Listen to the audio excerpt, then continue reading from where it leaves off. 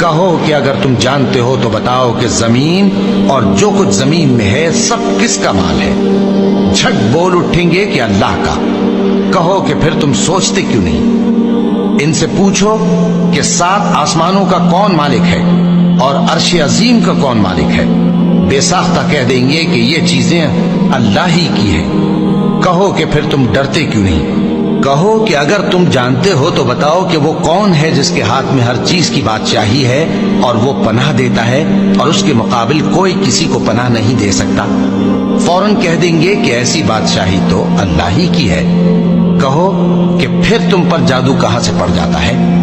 بات یہ ہے کہ ہم نے ان کے پاس حق پہنچا دیا ہے اور یہ جو بت پرستی کیے جاتے ہیں بے شک جھوٹے ہیں۔ اللہ نے نہ تو کسی کو اپنا بیٹا بنایا ہے اور نہ اس کے ساتھ کوئی اور معبود ہے۔